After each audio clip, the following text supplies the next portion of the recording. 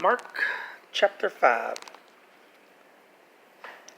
And they came over unto the other side of the sea, into the country of Gardenus.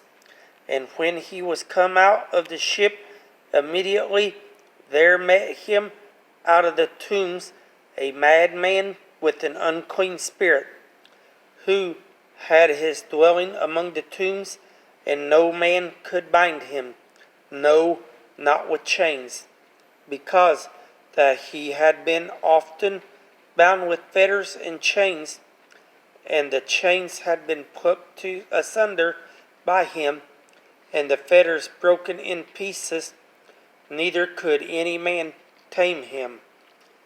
And always, night and day, he was in the mountains and in the tombs, crying and cutting himself with stones. But when he saw Jesus afar off, he ran and worshipped him, and cried with a loud voice, and said, What have I to do with thee, Jesus, thou Son of the Most High God? I adjure thee by God that thou torment me not. For he said unto him, Come out of the man, thou unclean spirit. And he asked him, What is thy name? And he answered, saying, My name is Legion, for we are many. And he besought him much that he would not send them away out of the country. Now there was there nigh unto the mountains a great herd of swine feeding. And all the devils besought him, saying, Send us into the swine, that we may enter into them. And forthwith Jesus gave them leave. And the unclean spirits went out and entered into the swine, and the herd ran violently down a steep place into the sea. They were about 2,000, and were choked in the sea. And they that fed the swine fled, and told it in the city and in the country, and they went out to see what it was that was done. And they come to Jesus, and see him that was possessed with the devil, and had the legion, sitting and clothed and in his right mind, and they were afraid. And they that saw it told them how it befell to him that was possessed with the devil, and also concerning the swine.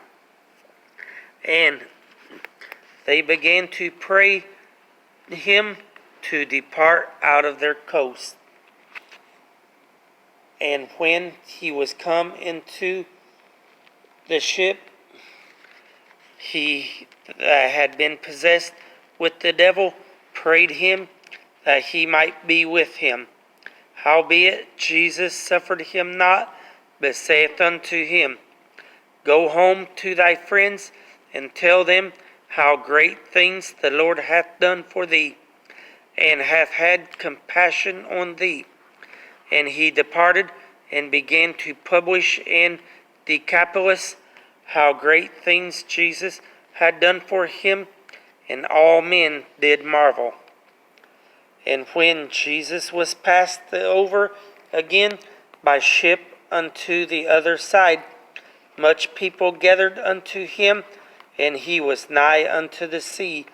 And behold, there cometh one of the rulers of the synagogue, Jairus by name, and when he saw him, he fell at his feet, and besought him greatly, saying, My little daughter lieth at the point of death. I pray thee, come and lay thy hands on her, that she may be healed, and she shall live. And Jesus went with him, and much people followed him, and thronged him.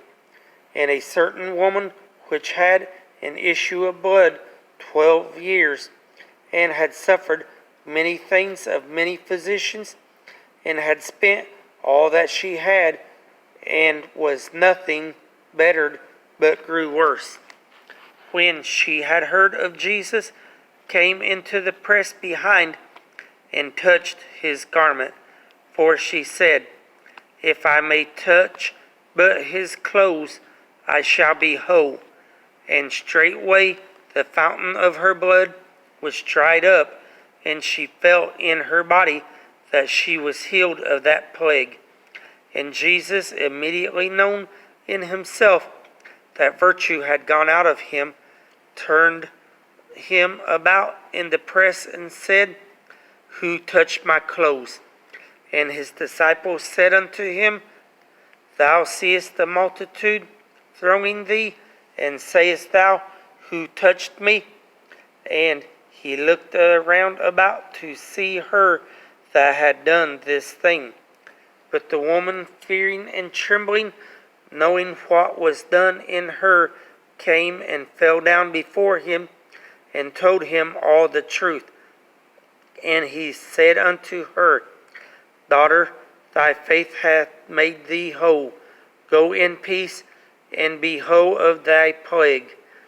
While he yet spake, there came from the ruler of the synagogue house certain which said, Thy daughter is dead. Why troublest thou the master any further? As soon as Jesus heard the word that was spoken, he saith unto the ruler of the synagogue, Be not afraid, only believe. And he suffered no man to follow him, save Peter and James and John, the brother of James. And he come to the house of the ruler of the synagogue, and seeth the tumult, and them that wept and wailed greatly. And when he was come in, he saith unto them, Why make ye this ado and weep? And the damsel is not dead, but sleepeth. And they laughed him to scorn. But when he had put them all out, he taketh the father and the mother of the damsel, and them that were with him, and entereth in where the damsel was lying. And he took the damsel by the hand, and said unto her, Talitha cumi, and said, Kalumi, which is interpreted, Damsel, I say unto thee, arise. And straightway the damsel arose and walked, for she was of the age of 12 years. And they were astonished with great astonishment. And he charged them straitly that no man should know it, and commanded that something should be given her to eat. Chapter 6. And he went out from thence and came into his own country, and his disciples to follow him. And when the Sabbath day was come, he began to teach in the synagogues, and many hearing him were astonished, saying, From whence hath this man these things? And what wisdom is this which is given unto him, that even such mighty works are wrought by his hands? Is not this the carpenter of the son of Mary, the brother of James and Joseph, and of Judah and Simon? And are not his sisters here with us? And they were offended at him. But Jesus said unto him, A prophet is not without honor, but in his own country, and among his own kin, and in his own house. And he could there do no mighty work, save that he laid his hands upon a few sick folk and healed them. And he marveled because of their unbelief. And he went around about the villages teaching. And he called unto him the 12, and began to send them forth by 2 and 2, and gave them power over unclean spirits, and commanded them that they should take nothing for their journey, save a staff only, no scrip, no bread, no money in their purse. But be shod with sandals, and not put on 2 coats. And he said unto them, In what place soever ye enter into a house, there abide till ye depart from that place. And whosoever shall not receive you, nor hear you when you depart thence, shake off the dust under your feet, for a testimony against them. Verily I say unto you, it shall be more tolerable for Sodom and Gomorrah in the days of judgment than for that city. And they went out and preached that men should repent. And they cast out many devils, and anointed with oil many that were sick, and healed them. And King Herod heard of him, for his name was spread abroad, and he said that John the Baptist was risen from the dead, and therefore mighty works do show forth themselves in him. Others said that it is Elias, and others said that it is a prophet, or as one of the prophets. But when Herod heard thereof, he said, It is John, whom I beheaded. He is risen from the dead. For Herod himself had sent forth and laid hold upon John, and bound him in prison for Herodias' sake, his brother Philip's wife, for he had married her. For John had said unto Herod, It is not lawful for thee to have thy brother's wife. Therefore Herodias had a quarrel against him, and would have killed him, but she could not. For Herod feared John, knowing that he was a just man and holy, and observed him. When he heard him, he did many things, and heard him gladly.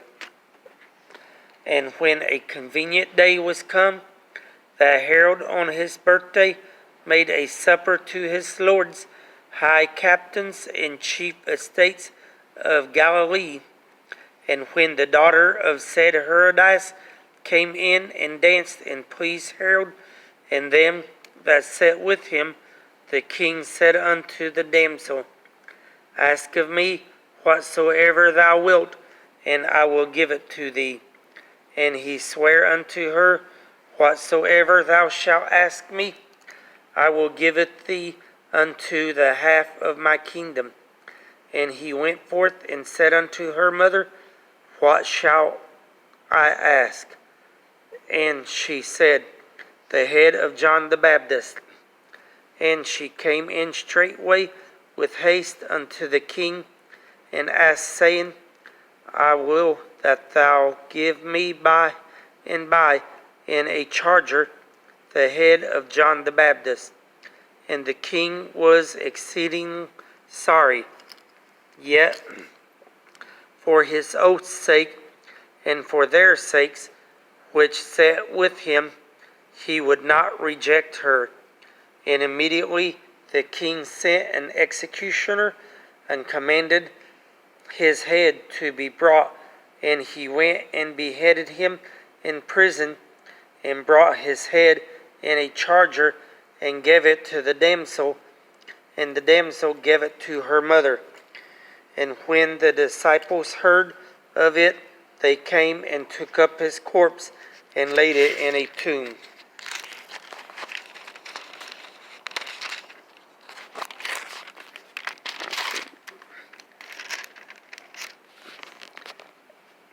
And the apostles gathered themselves together unto Jesus, and told him all things, both what they had done and what they had taught.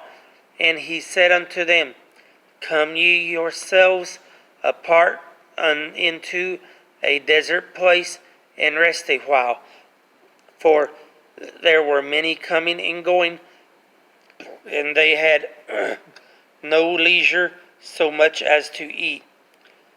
And when they departed into a desert place by ship privately, and the people saw them departing, and many knew him, and ran afoot thither out of all cities, and outwent them, and came together unto him.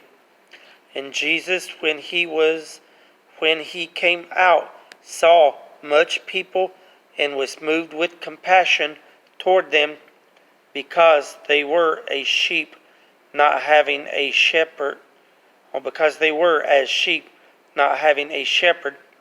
And he began to teach them many things. And when the day was now far spent, his disciples came unto him and said, This is a desert place, and now the time is far past.